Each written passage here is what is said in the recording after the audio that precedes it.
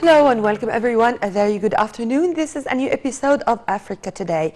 And we are going to start with our very first topic with Egypt's exports revenues reaching all-time record high of 31 billion US dollars. Egypt exports revenues reach all-time record, but Egypt really wants to increase its exports to COMESA.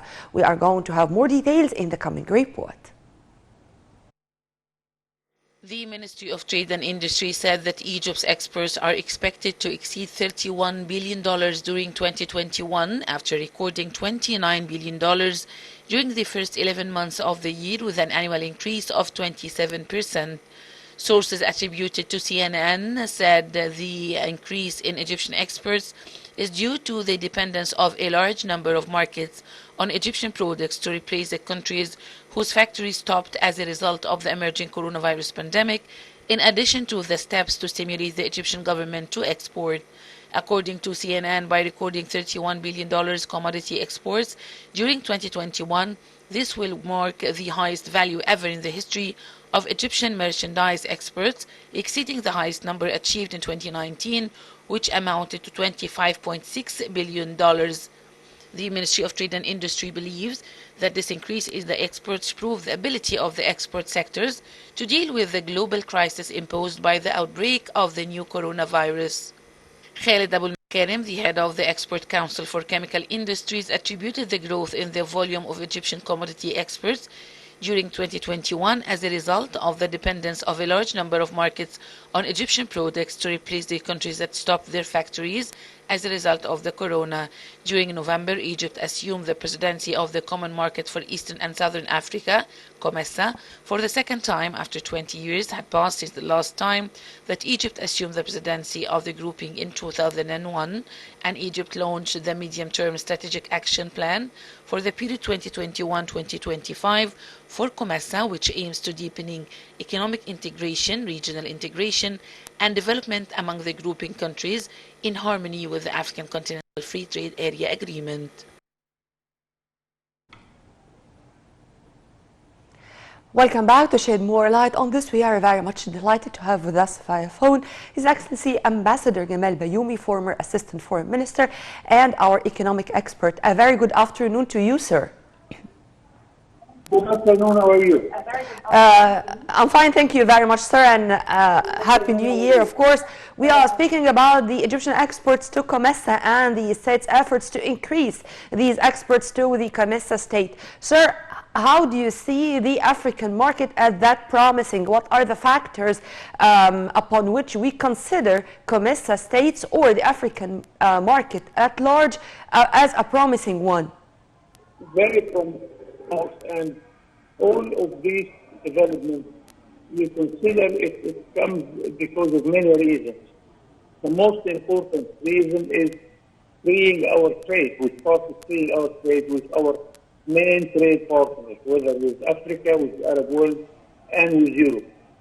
So you can export to free markets of total inhabitants, 2 billion inhabitants, without paying any custom duties or any trade barrier. As of Africa, of course it's promising, but Africa and the Arab world, I am afraid to say that we reach almost the top, because what is going on that most of our imports, we do not produce most of our imports, so we are trading in what we are producing. Yeah. So I hope that we come now to investment in the Arab world and the investment in Africa for what we do not produce here. Yeah. This will make our ability to export much more, because of course I am happy that we reached the top of the volume of our exports now, but of course we are aiming at doubling this volume, of course, to cover our imports on the other side. Mind you also that Egypt is a country of services.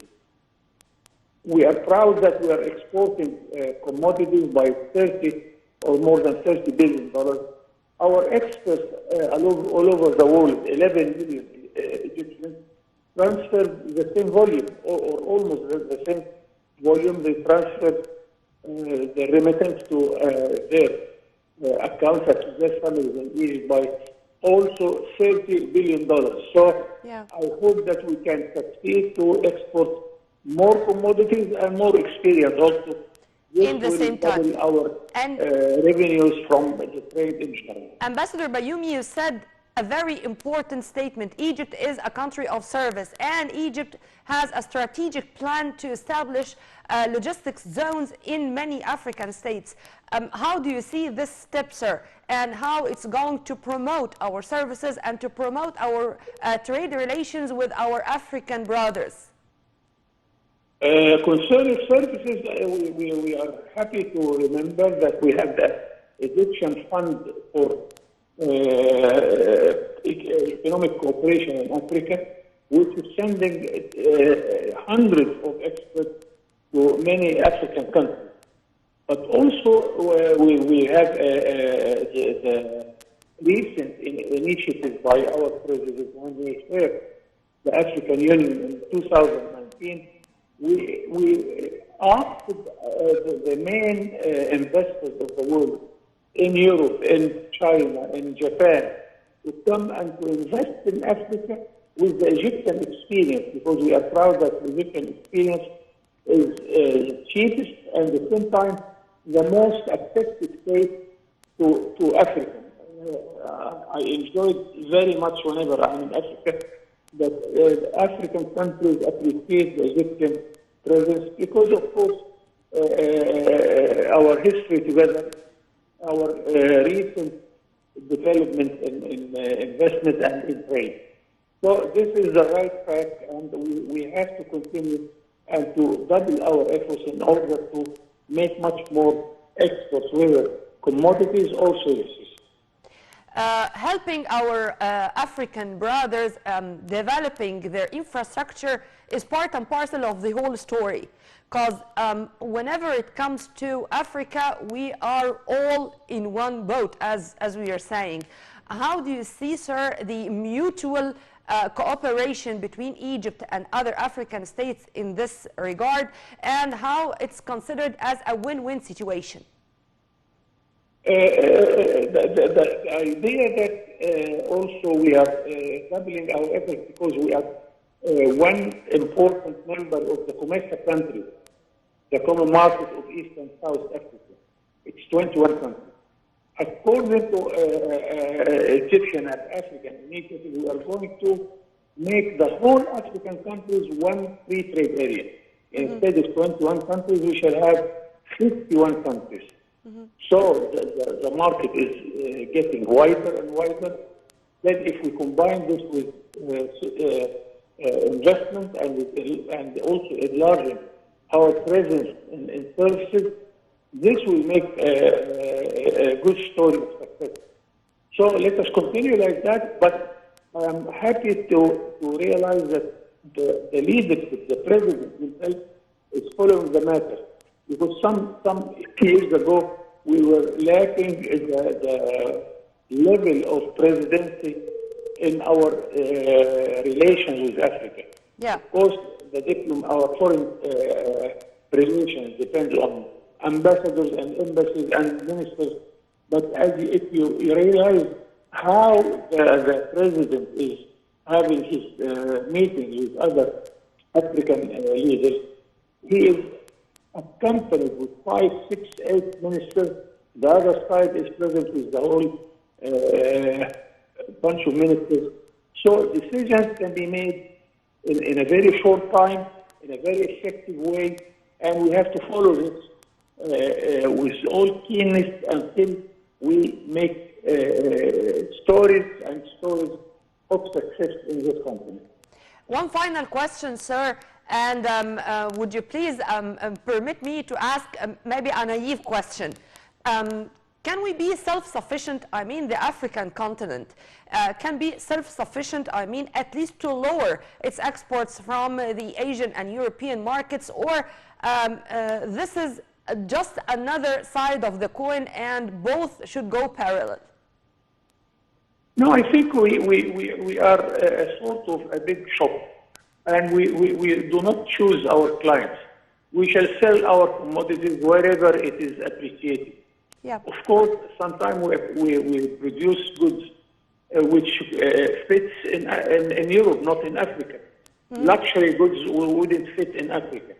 So we should keep all the fronts and all the dimensions of our trade relations with everybody, and then you can enlarge all your industries. But I'm not with the idea of saying that we are African or we are Arab. No, we are international. We are appreciated everywhere. We have to produce whatever accepted in Europe, especially the luxurious commodities, because we can produce it cheaper than if you produce it in Europe itself. Then with Africa, of course, we depend on garments, on agricultural products, and those commodities which is well received in Africa also. Ambassador Gamal Bayoumi, former Assistant Foreign Minister and our economic expert, thank you very much for your input, sir, and have a very good afternoon. And returning back to our other topics of this episode of Africa Today, former UN General Assembly President says that holding fair and independent elections that results would be recognized and handing over power to the elected government is critical to ensure Libya's unity and sovereignty. We have more details in the coming report. The permanent representative of